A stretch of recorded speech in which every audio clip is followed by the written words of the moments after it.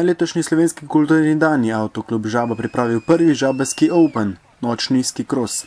Tekmovanje, ki se je odvijalo na črnovrškem smučišču Ski Bor, je pritegnilo kar nekaj pozornosti in ljudi od blizu in daleč.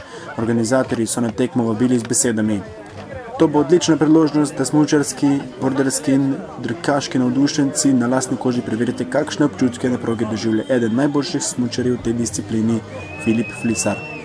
Tekmovanje je potekalo na način 4 tekmovalcev spuščanja iz štarta hkrati, najboljše 2 pa sta se uvrstila v nadaljnje tekmovanje.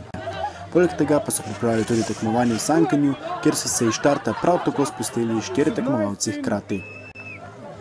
Ob dobri hrani in pijači so imeli organizatorji precej veliko dela, izjav na večer tekmovanja skoraj da ni bilo moč dobiti, naj pa zato toliko več povedo posnetki.